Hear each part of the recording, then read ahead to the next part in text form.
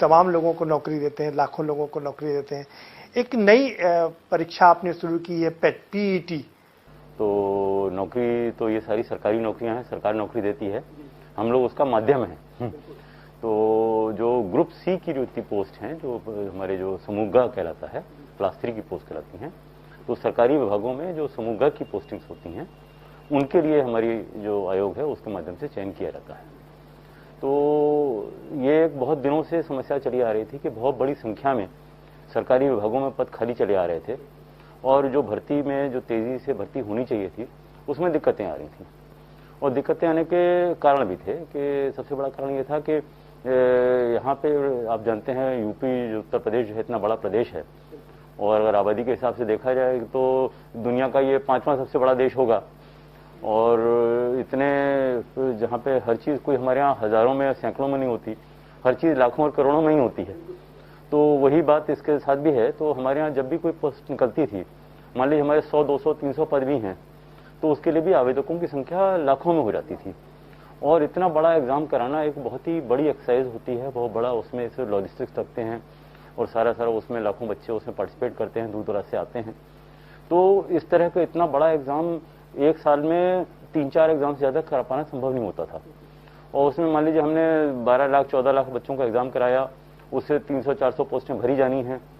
तो अगर वो सफल हो गया, बीच में रास्ते में कहीं स्टे नहीं हुआ, कहीं कंट्रोवर्सी नहीं हुई, कोई कोर्ट वोर्ट की कोई ऑर्डर नहीं आए, तो करा भी ले गए। तो मतलब बहुत प्रयास तो बहुत किया गया, 12-14 लाख बच्चों का एग्जाम किया, लेकिन उसकी नौकरियां मिली केवल 200, 300, 400 ही।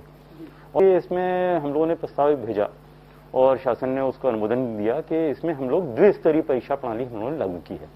द्विस्तरीय का मतलब यह है कि पहले प्रीलिम्स एग्जाम होगा, जैसे आईएएस और आईपीएस में होता है। हाँ, उसी तरह है, लेकिन उसमें थोड़ा एक भिन्नता है। भिन्नता यह है कि वहां पे एक हर एग्जाम के लिए अलग प्रीलिम्स और अलग मेन होता है। मतलब जितने भी उनके इंजीनियरिंग सर्विसेज है तो उसका अलग मेन प्रीलिम्स और मेन होगा, अगर उनका आईएएस का सिविल सर्विस का है तो उसका अलग प्रीलिम्स अलग मेन होगा। हमारे यहाँ चूंकि हम लोग एक ही संवर्ग, मतलब एक ही तरह समूह के ही समूह ग की सारी पोस्टिंग के लिए कर रहे हैं, तो हमने एक व्यवस्था ये करी है कि प्रीलिम्स हमारा कॉमन है। तो जितने भी लोग जो मतलब सारी सर्विसेज का मिलाकर के एक प्रीलिम्स, एक कॉमन प्रीलिम्स है, और जिसमें के जो हमारी परिधि में आने वाले जितने परिधि में, हमारे आयोग की परिधि में आने वाले जितने भी पद हैं, उन पे जो भी चयन के पद के लिए जो इच्छुक हैं, तो वो सबके सब वो ये एग्जाम देंगे। और इसके फिर वो चाहे लेखपाल हो या लिपिक हो, कोई किसी प्रकार के पद में आने वाले सभी पदों के लिए लागू है। शासन ने ये व्यवस्था दी है और ये हमारा प्रस्ताव भी था। और उसमें हम लोग इसके बेसिस पे केवल स्कोर मिलेगा। इसको अगर इसकी तुलना की जाए, उदाहरण लिया जैसे जीआरई का एग्जाम होता है, जीआरई के एग्जाम में केवल आपको स्कोर मिलता है। जीआरई के एग्जाम के आधार पर आप किसी यूनिवर्सिटी में सीधे एडमिशन नहीं पाते हैं, आप स्कोर के आधार पर इलिजिबल हो जाते हैं। आप स्कोर के आधार पर अप्लाई करते हैं। वो अपनी हर यूनिवर्सिटी अपने हिसाब से मेरिट लिस्ट बनाती है, ऊपर से बच्चे हैं उनमें से उनको साक्षात्कार के लिए बुलाती है या उनके आगे अगले चरण में जाती है, उसमें सेलेक्ट कर लेती है। तो यहाँ पे भी यही है कि हमारा प्रीलिम्स जो है, हमारा प्रारंभिक अर्हता परीक्षा जो है, ये कॉमन है सबके लिए और इसमें हर बच्चे को एक स्कोर दिया जाएगा उसके जो जैसी भी उसकी परफॉर्मेंस है उसके आधार पर। और फिर जब भी हम आगे जो भी पद निकालेंगे, जिस भी हमारे विज्ञापन निकलेंगे, उसके लिए विज्ञापन निकालेंगे, तो उसके लिए केवल हम मुख्य परीक्षा कराएंगे। और मुख्य परीक्षा में केवल हम जो प्रीलिम्स के स्कोर के आधार पर ही अभ्यर्थियों को, बच्चों को शॉर्टलिस्ट करेंगे। तो जितने भी पद हैं, जैसे हमें मतलब हमारे 8,000 पद हैं, जैसे बात हो रही तो लेखपाल के लगभग 7,800, लगभग 8,000 पद हैं। तो 8,000 बच्चों के लिए हम जरूरी नहीं है कि हम 25 लाख बच्चों का एग्जाम कराएं, वो भी हम अभी 20 लाख बच्चों का एग्जाम, 21 लाख बच्चों का एग्जाम करा ही रहे हैं। तो उस समय मेन हम केवल 1,20,000 लोगों का कराएंगे। मतलब ये जो प्रोसेस है वो थोड़ा, ये शॉर्ट लिस्टिंग है। तो ये कि हर बार जब आप वैकेंसी निकालते हैं है कि हम लोग स्क्रीनिंग टेस्ट कर सकते हैं। तो एक तरह से स्क्रीनिंग टेस्ट है जिसके आधार पर हमारा नंबर सीमित हो जाएगा। तो अब ये है, आप, मुझे लगता है कि अच्छी बात है, क्योंकि चिंतन ये है कि बड़ा एग्जाम, जो इतना बड़ा एग्जाम होता है, इसमें इतनी मेहनती व्यवस्था सब कुछ होती है, 3-4 महीने की तैयारी होती है, सब कुछ होता है, तो ये साल में एक कराएंगे। और इसके आधार पर जो मेन एग्जाम है वो छोटे एग्जाम होंगे, 50,000 लोगों का, 1 लाख लोगों का, 1.5 लाख लोगों का, वो हमारे लिए आसान है मैनेज करना। तो वो हम हर 15 दिन में, 1 महीने में 2-2 एग्जाम भी करा सकते हैं। तो एकदम स्पीड अप हो जाएगी। आप ये समझिए कि पिछले 4 साल के अंदर हमारे आयोग के माध्यम से लगभग 18,000 से ऊपर नौकरियां दी जा चुकी हैं। लेकिन हमारी कोशिश ये है और प्रयास ये है कि हमारा जो प्रारंभिक अर्हता परीक्षा हम कराएंगे, उसके बाद जो मेन परीक्षा हम जल्दी जल्दी कराएंगे, तो हम हो सकता है करीब 25,000 नौकरियां अगले 3-4 महीने में दे दें, क्योंकि प्रीलिम के बेसिस पे हमारे फिर अगले एग्जाम हमारे छोटे एग्जाम होंगे। छोटे एग्जाम हम 1 महीने में 2 या 1 महीने में 1 एग्जाम तो करा ही लेंगे। तो हमारी कोशिश ये है कि अगर पिछले 4 साल में जहाँ 18,000 करीब नौकरियां दी गई हैं, अगले 4 महीने के अंदर, 4-5 महीने के अंदर हम लोग करीब जो है 25 से 30,000 नौकरियां और युवाओं को दे पाएंगे। तो पूरा जो रिक्रूटमेंट का प्रोसेस है वो स्पीड अप हो जाएगा। अच्छा, इसमें मैं आपको एक और भी बात बताना चाहता हूँ कि जो हमने प्रक्रिया अपनाई है, लगभग इसी लाइन पे, इसी तर्ज पे चिंतन भारत सरकार में भी हो रहा था। तो डीओपीटी में भी यही बात प्रस्ताव इस तरह का चल रहा था। और मुझे बताते हुए प्रसन्नता है आपको कि माननीय प्रधानमंत्री जी ने 19 अगस्त को लास्ट ईयर, अभी तो 1 साल होने जा रहा है, 19 अगस्त को उन्होंने नेशनल रिक्रूटमेंट एजेंसी के गठन का निर्णय घोषित किया था। तो नेशनल रिक्रूटमेंट एजेंसी के माध्यम से वो भी कॉमन एलिजिबिलिटी टेस्ट कर रहे हैं। वो अपने फर्क केवल इतना है, वो भारत सरकार उसको कॉमन एलिजिबिलिटी टेस्ट कर रहा है, जो कि पूरे भारत सरकार के, पूरे भारत के लिए होगा। हम लोग प्रदेश तक सीमित है, हमने इसका नाम पीईटी दिया, प्रिलिमिनरी एलिजिबिलिटी टेस्ट। और हम लोगों ने यह भी, शासन ने निर्णय लिया है कि अभी तो नेशनल रिक्रूटमेंट एजेंसी का गठन का कार्रवाई चल रही है, उनको होता एग्जाम कराने में अभी टाइम लगेगा, लेकिन कालांतर में जब उनकी व्यवस्था व्यवस्थित हो जाएगी तो इस बारे में विचार हम कर सकते हैं कि दोनों एग्जाम, दो एग्जाम अलग अलग ना कराएं, तो उनका सीईटी भी हो, अपना पीईटी भी हो। हमारा मेन उद्देश्य यह है कि हमें बच्चों को शॉर्टलिस्ट करने के लिए एक मानक, एक मापदंड मिल जाए। इसके पीछे का लॉजिक क्या सर, कि जो लाखों करोड़ों की तादाद में एप्लीकेंट आ जाते थे बार बार, उनको शॉर्टलिस्ट करके रख लेते? हाँ, मतलब उनका सबका हमने एक यूनिफॉर्म, एक कॉमन एलिजिबिलिटी टेस्ट कर दिया है। प्रिलिमिनरी, हमारा जिसको प्रिलिमिनरी एलिजिबिलिटी टेस्टिंग कह रहे हैं, वो हमने कर लिया। अब जो भी हमारी वैकेंसी निकलेगी, हम उसके लिए आवेदन मांगेंगे। जो आवेदन आएंगे उसमें अपनी जरूरत के मुताबिक जितने पद हैं उसके 15 गुना, नहीं, जितने पद हैं हमारे, जितने पद हैं उसके 15 गुना हम ऊपर से छांट लेंगे। अच्छा, आप जिन्होंने पीईटी क्वालिफाई किया है, आप उसमें से जो पीईटी में अपीयर हुए हैं, क्वालिफाई करने वाली बात नहीं, क्योंकि इसमें हर एक आदमी को स्कोर मिलेगा। किसी का होता है 80% है, किसी का 85 है, किसी का 90 है, किसी 94 है। तो वो तो एक स्कोर है, लेकिन स्कोर के आधार पर वो लोग अप्लाई करेंगे अलग अलग पदों के लिए। और जो हमारे किसी भी हमने पद के लिए, जिसके पद के लिए विज्ञापन निकाला है, तो उसके लिए जो भाई अभ्यर्थी इच्छुक हैं वो उसके लिए अप्लाई करेंगे। और जितने भी अप्लाई करेंगे उनका स्कोर हमारे पास पहले से मौजूद है, तो उस स्कोर के आधार पर हम ऊपर से शॉर्टलिस्ट कर लेंगे। और शॉर्टलिस्ट करने के बाद जितने गुणे हमें चाहिए, मतलब एक पद के लिए 15 लोग हम बुलाते हैं, मानक हमारा 1 से 15 का है। एक्चुअली वो लास्ट कट ऑफ हम लोग लेते हैं तो 15 का 17, 18, 20 गुना हो जाता है वो कई बार। तो लगभग 15 गुना हम जो है, 15 गुना या उससे अधिक हम बच्चों को शॉर्टलिस्ट करेंगे और उनके लिए मुख्य परीक्षा का आयोजन करा देंगे। सर, 24 तारीख को आपने परीक्षा रखी है, पीईटी की परीक्षा है। इसमें करीब 21 लाख लोगों ने अप्लाई किया, 20 लाख 9। नहीं, अभी जो है एग्जैक्ट फिगर थी 20,73,540 थी। उसमें से जो डुप्लीकेट एंट्री थी वो हम लोगों ने हटा दी हैं। तो डुप्लीकेट एक आदमी कई बार बच्चे 2 बार भी भर देते हैं गलती से। तो 20,72,903 फाइनली फिगर आई है हमारी, तो जिनके हमने एडमिट कार्ड कल लाइव कर दिए हैं। और अभी थोड़ी देर पहले मेरी चर्चा हुई थी, अभी पता मैंने किया था, तो कल ही शाम से हमने एडमिट कार्ड उसके लाइव किए हैं। और अभी सुबह तक उसमें से 15,60,000 लोगों ने ऑलरेडी डाउनलोड कर लिए हैं अपने। तो वो मेरे ख्याल से अभी शाम तक सब लोग। कितनी वैकेंसी? करीब 7 वैकेंसीज हैं, जैसे लेखपाल की है, लिपिक की। नहीं, ये वैकेंसी अभी तो देखिए कई सारी तो ऑलरेडी हैं और कई सारी और आएंगी अभी, और जितनी भी आती रहेंगी सब उसमें जोड़ते जाएंगे। आप बता सकते हैं कि भविष्य में कौन कौन सी वैकेंसीज आने वाली है? नहीं, इसमें जो हमारे पास अध्याचन आए हुए हैं, तो उनका जो हमने परीक्षा कार्यक्रम बनाया है, तो वो कहीं मैं आपको थोड़ा सा मैं बता सकता हूँ आपको। हाँ, तो अभी जो भविष्य में हम लोगों ने भी, ये टेंटेटिव है प्लान, वो थोड़ा सा इसमें चूंकि अभी पहले 20 तारीख था, 20 तारीख के बदले में 24 करना पड़ा, तो रिजल्ट भी हमने इसको निकालना पड़ेगा। स्कैनिंग की व्यवस्था इसकी करेंगे, क्योंकि 21 लाख बच्चों के स्कोर की स्कैनिंग होगी, उनका रिजल्ट तैयार होगा और इसके स्कोर के आधार पर ही बच्चे अप्लाई करेंगे, तो उसके बाद ही हमारा विज्ञापन निकलेगा। तो हमारी कोशिश ये है कि हम लोग जैसे अगस्त में एग्जाम करा ले रहे हैं, तो हमारी कोशिश ये रहेगी इसका सितंबर में इसका हम परीक्षा फल इसका निकाल दें। तो सितंबर में निकाल सकते हैं, तो अक्टूबर से हम अपने मेन परीक्षाओं के लिए विज्ञापन या सितंबर एंड से हम जारी करेंगे और उसमें हम एप्लीकेशन इनवाइट करेंगे। और वो जो एप्लीकेशंस आएंगी उनको हम जो है मुख्य परीक्षा के लिए इसी परीक्षा के जो पीईटी 2021 है हमारी, इसके स्कोर के आधार पर शॉर्टलिस्ट करेंगे।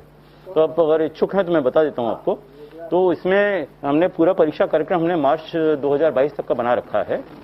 और इस कार्यक्रम में कई सारे जो है जो पुराने विज्ञापन निकल चुके थे तो उनका तो वैसे ही होगा, पुराने हिसाब से ही होगा। कुछ परीक्षाएं जो है इस स्कोर के आधार पर होंगी। तो काफी सारी परीक्षाएं तो वो हैं जो पहले विज्ञापन निकले हुए हैं, लेकिन अभी हमारा वो लंबित काम एक तरह से है, वो हमें पूर्ण करना है। जो पुराने रिजल्ट हैं कई सारे निकाल चुके हैं अधिकांश, आज भी अभी हमने आबकारी वाला, एक आबकारी सिपाही वाला भी रिजल्ट, अभी जो फिजिकल का रिजल्ट घोषित किया, अब उसके इंटरव्यूज होंगे 5 अक्टूबर से, तो वो भी अभी वेबसाइट पे अपलोड हो गया है, हो रहा है, अभी कुछ दिन हो जाएगा, तो भी हो जाएगा। तो मैं बता दूं आपका, जैसे ये राज्य कृषि उत्पादन, ये हमारे 6 परीक्षा 2018 है, राज्य कृषि उत्पादन मंडी परिषद संयुक्त संवर्ग का। ये हम लोग कोशिश ये कर रहे हैं कि सितंबर में इसको करा लें, लेकिन अब चूंकि थोड़ा डिले हो गया है, इसमें थोड़ा आगे पीछे हो सकता है, लेकिन सितंबर में हमारा प्रयास है। इसीलिए कि तरह पुराना हमारा एग्जाम बाकी है, अवर अभियंता संगणक और फोरमैन वाला, ये 4 परीक्षा 2018, इसको हम लोग अक्टूबर में टेंटेटिवली प्लान कर रहे हैं। और साथ साथ जो है इसकी जो एक सम्मिलित अवर अधीनस्थ सेवा सामान्य चयन की प्रतियोगितात्मक परीक्षा है 2019 की, इसका मेन एग्जाम हमें लेना है, इसको भी अक्टूबर में। हम लोग अब आगे ये करेंगे, कोशिश ये करें 1-1 महीने में 2-2 एग्जाम करें। तो सितंबर में तो एक ही हो पाएगा, क्योंकि इसकी कॉपी जच रही होंगी सारी। अक्टूबर में ये 2 एग्जाम हमारा कराने का प्रस्ताव है। उसके बाद नवंबर में हम लोग जो है, जो हमारा इस रिजल्ट आ जाएगा, इसके आधार पर हम लोग जो लेखपाल के परीक्षा कराना चाह रहे हैं, तो वो हम लोग जो है नवंबर में प्लान कर रहे हैं। और उसके बाद जो है इसी के रिजल्ट के आधार पर हम लोग जो है एक स्वास्थ्य कार्यकर्ता वाले हैं और सामान्य योग्यता के लोग हैं, तो ये हमारी वेबसाइट पे ऑलरेडी है, हमारी वेबसाइट पे बच्चे उस पर चेक कर सकते हैं। तो ये भी हम लोग नवंबर में प्लान कर रहे हैं। उसके बाद दिसंबर में एक हमारी पुराना एग्जाम पहले हमने लगाया था, फिर चूंकि कोरोना के कारण और कोविड के कारण काफी पिछला साल 1.5 साल काफी डिस्टर्ब रहा, तो उसमें बहुत सारे जो हमारे कार्यक्रम थे, जो पहले परीक्षाएं हमने लगाई हुई थी, वो हमें चेंज करनी पड़ी और कैंसिल करनी पड़ी। चलिए सर, मतलब आप, लेकिन उसको हम लोग कर रहे जी, हैं नवंबर दिसंबर तक मुझे लगता है कि काफी लोगों को आप रोजगार, हमारे सहायक सांख्यिकी कार्य वाला हम लोग दिसंबर में प्लान कर रहे हैं। इसी तरह वन रक्षक का ये पहले हम लोगों ने प्लान किया था मई में, इसको भी आगे बढ़ाना पड़ा, इसको भी हम लोग दिसंबर में प्लान कर रहे हैं। बोरिंग टेक्नीशियन, ये भी हमारा पहले से अनाउंस वाला है, इसको भी आगे बढ़ाना पड़ा था, तो उसको हम लोग जनवरी में प्लान कर रहे हैं। और इसीलिए एक अवर अभियंता वाला है, वो जनवरी में वो भी प्लान कर रहे हैं। और उसके अलावा एक जो प्रारंभिक कर्ता परीक्षा के रिजल्ट के आधार पर ही एक जो है कृषि प्राविधिक गन्ना पर्यवेक्षक सामान्य योग्यता वाले पद हैं, इनको फरवरी के लिए। इस तरह हमारा पूरा कार्यक्रम बना हुआ है, वेबसाइट पे बच्चे देख सकते हैं।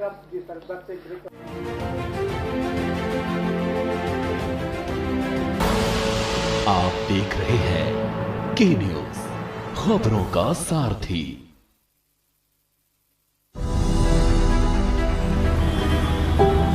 पचहत्तर साल होने वाले हैं हमें आजादी मिले हुए, पर कुछ चीजें ऐसी हैं जिनसे हम आज तक आजाद नहीं हुए, जैसे सरकारी दफ्तरों की मनमानी से। इन दफ्तरों में खूब धक्के खाए, चक्कर काटे, सिफारिशें लगवाए, कल आना परसों आना, चलता ही रहा। पर अब इनसे आजादी मिलेगी, अब ये सब नहीं चलेगा। दिल्ली के सीएम अरविंद केजरीवाल ने लगा दिया है आरटीओ के ऑफिस पर ताला। अब आप कल और परसों नहीं, बल्कि अभी से आरटीओ से जुड़े सारे काम, जैसे learners licence, driving licence renewal, RC transfer, duplicate RC और आरटीओ की सभी सुविधाओं के लिए बस www.transport.delhi.gov.in पर लॉगिन करें या 1076 पर कॉल कर घर बैठे अपने डॉक्यूमेंट्स पाएं। नमस्कार, मैं आपकी क्या सहायता कर सकती हूँ? ड्राइविंग लाइसेंस के लिए आपको 75वें स्वतंत्रता दिवस से आरटीओ की सब परेशानियों से दिल्ली को आजादी, क्योंकि आरटीओ की सभी सेवाएं अब घर बैठे पाएं। आप देख रहे हैं के न्यूज, खबरों का सारथी।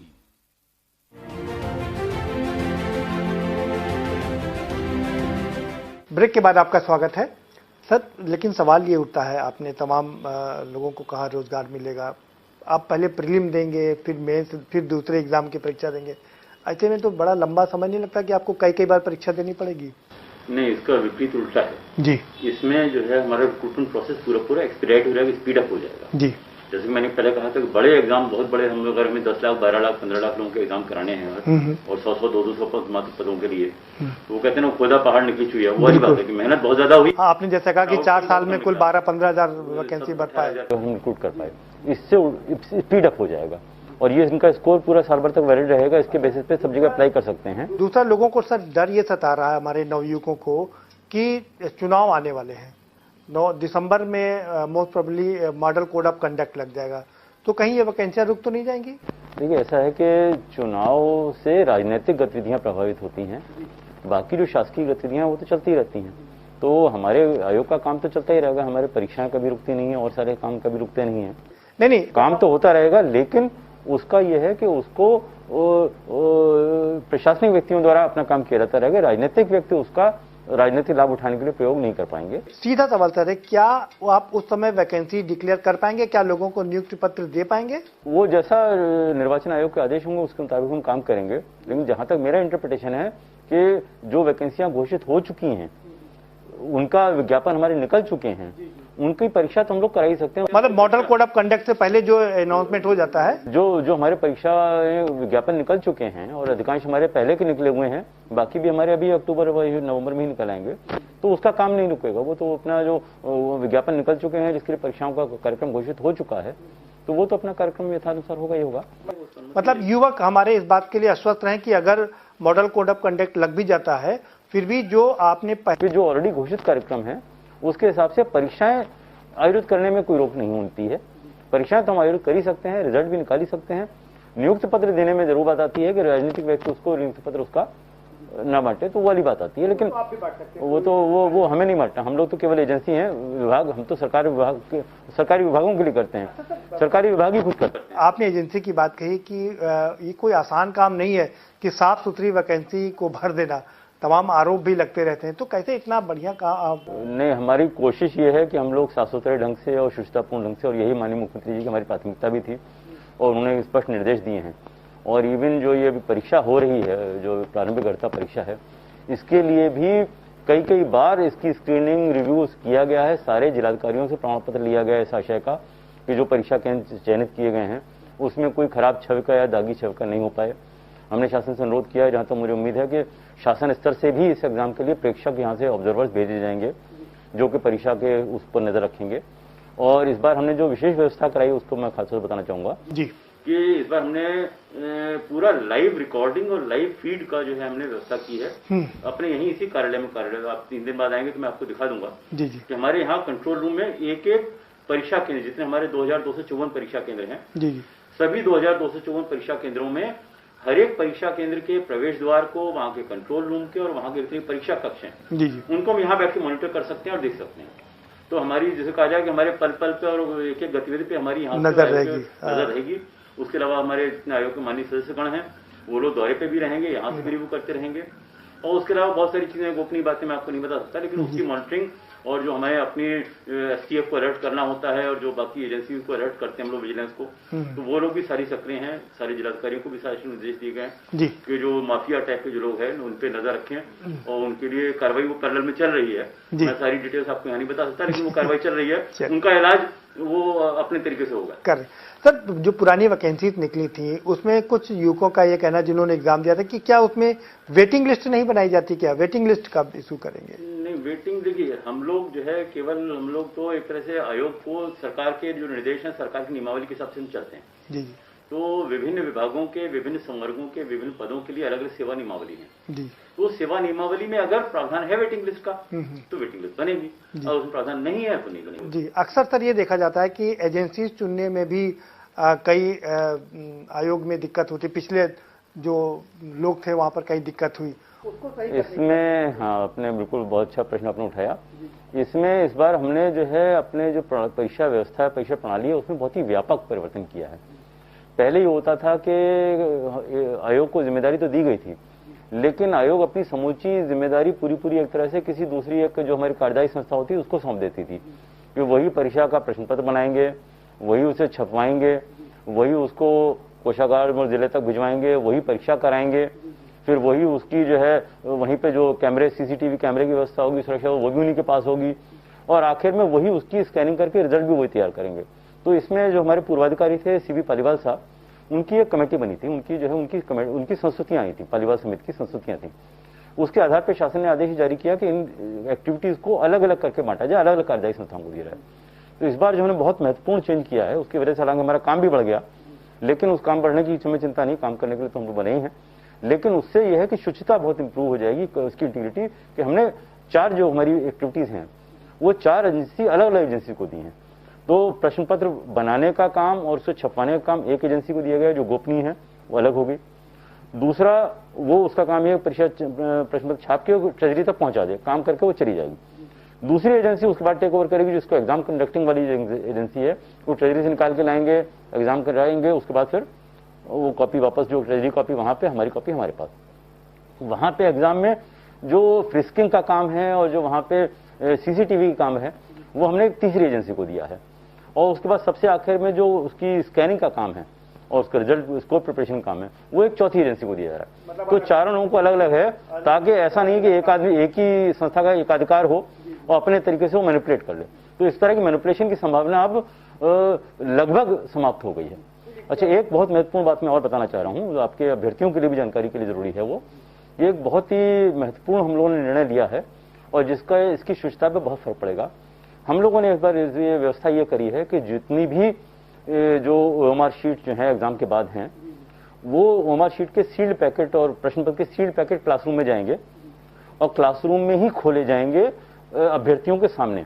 2 अभ्यर्थियों के सामने को सीलबंद अवस्था में थे, उसको खोला गया और एग्जाम खत्म होने के बाद जो मूल ओएमआर शीट है जो हमारे पास आती है स्कैनिंग के लिए, उसको वहीं क्लासरूम में ही सील किया जाएगा। सिमिलरली जो ट्रेजरी कॉपी जो है उसको भी क्लासरूम में ही ट्रेजरी में उसको सील किया जाएगा और उस पर 2 अभ्यर्थियों को साइन कराए जाएंगे। थोड़ा सा एग्जाम की बात कर लेते हैं। पीईटी का जो एग्जाम है उसमें आपने समूह गा की भर्ती है, ये आपने इसमें अंग्रेजी अनिवार्य किया है, ये पहली बार हुआ शायद। देखिए, ऐसा है कि इसमें काफी चर्चा हुई थी और ये हमने उसके लिए सिलेबस बनाया था जी, तो वो हमारे सारे विशेषज्ञ थे और उसमें हमारे जो माननीय सदस्यगण थे, उसमें कई सारे शिक्षा जगत से जुड़े हुए लोग हैं, उन लोगों ने सब लोगों ने मिलकर इसका सिलेबस बनाया था जी। तो इस सिलेबस में खासतौर से मैंने भी इसमें डिस्कशन में इन्वॉल्व रहा था। हमारा एक तो उसमें सबसे बड़ा बल ये रहा कि उसमें केवल आदमी के जो मेमोरी पे उसके रटने की क्षमता या उसको स्मरण शक्ति पे पूरा बल न रहे, उसकी समझने की शक्ति रहे। मैं बहुत एक क्रूड आपको एग्जांपल दूं, जैसे हम लोग कंप्यूटर में कहते हैं, बिल्कुल, एक सीपीयू होता है जो प्रोसेसिंग करता है, दूसरे एक हार्ड डिस्क होती है जिसमें मेमोरी होती है। तो हमारा फोकस सीपीयू पे ज्यादा है और हार्ड डिस्क तो हार्ड डिस्क तो अनलिमिटेड है, millions and billions of facts are there. तो उसमें से किसी आदमी को कौन से फैक्ट्स रटे रटाए फंस गए और किसके नहीं आए तो वो अलग बात हो जाती है। हमारी कोशिश ये है कि उसकी एनालिसिस की क्षमता कैसी है, कि उसे गिवन टेक्स्ट को, इसलिए हमने जो रखा है 10-10 नंबर के हमने वो भी रखे हैं अनसीन पैसेजेस टाइप के, तो जो वहीं पढ़े और पढ़ के उसके आधार पर वो निर्णय निकाले। सिमिलरली जो एक सरकारी नौकरी में आता है आदमी, तो वो जिंदगी भर बैठ के वो नक्शे ही बनाता है। हम लोग कहते हैं ना मंथली स्टेटमेंट ये है, टेबल चार्ट, तो उसकी टेबल चार्ट की एनालिसिस करना भी थोड़ा बहुत आना चाहिए, न्यूनतम। तो हमारी कोशिश पीईटी की जो कॉमन एग्जाम है, इसलिए है कि एक जैसे आर्मी में कहा जाता है अफसर लाइक क्वालिटीज, तो इसमें हम लोग भी कोशिश करें गवर्नमेंट सर्वेंट लाइक क्वालिटीज। तो किसी भी जो शासकीय सेवा में आने का इच्छुक है उसे कम से कम इतनी मोटी मोटी चीजें तो आनी चाहिए, बिल्कुल। तो वो हमारे इसमें, बाकी जो मुख्य परीक्षाएं होंगी जी, वो विषय विशेष पे आधारित होंगी। तो मान लीजिए जिस तरह का पोस्ट है होम्योपैथी के, होम्योपैथिक वाले, मतलब अभी आप इसमें जो करेंगे एप्टीट्यूड और उस तरह की चीजें जो कि एक हम अपेक्षा करते हैं किसी भी शासकीय सेवक में, उसे इतना आना चाहिए। रीजनिंग का भी उसमें एक आपने पेपर रखा, और कौन कौन से उसमें पेपर्स होंगे सर? नहीं, उसमें सामान्य ज्ञान जो उसमें पूरा सिलेबस हमारी वेबसाइट पे है जी, लेकिन उसमें आप देख लीजिए, उसमें जो है भूगोल, इतिहास, भारत का राष्ट्रीय मूवमेंट, कॉन्स्टिट्यूशन, उसके अलावा लॉजिक बेस भी हैं, उसके अलावा करंट इवेंट्स का है, जो वर्ल्ड अफेयर्स हैं, करंट इवेंट्स हैं, उनके ऊपर पूरा फोकस रहेगा।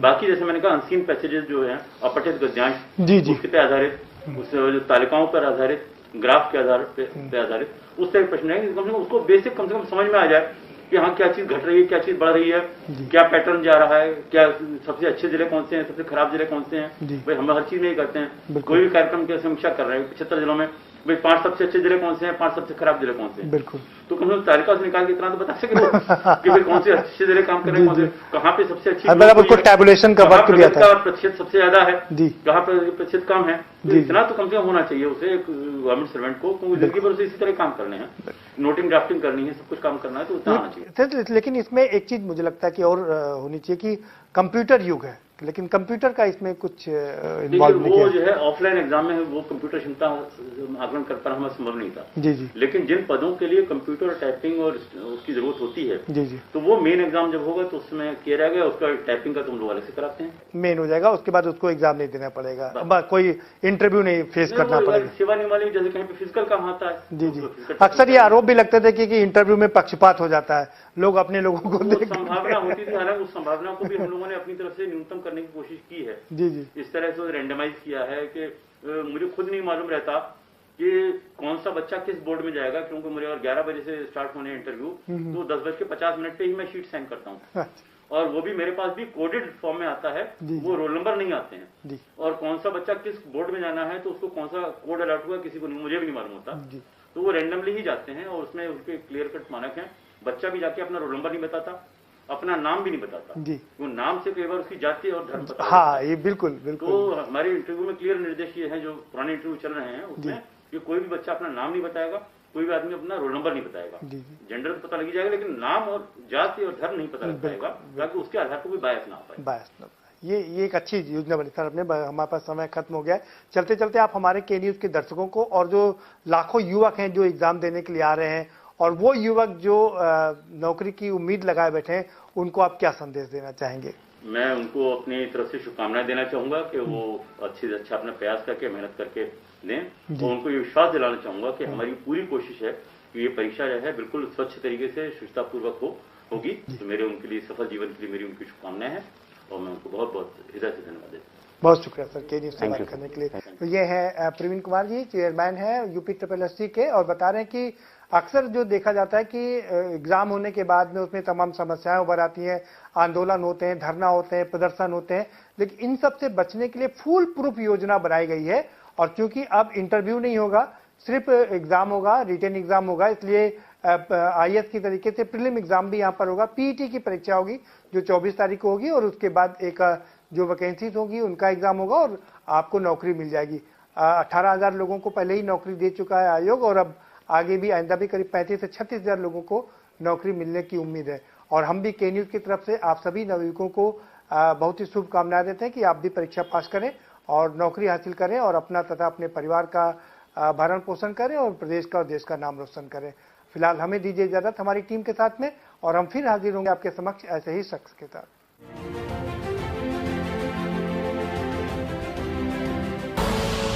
आप देख रहे हैं के न्यूज, खबरों का सारथी।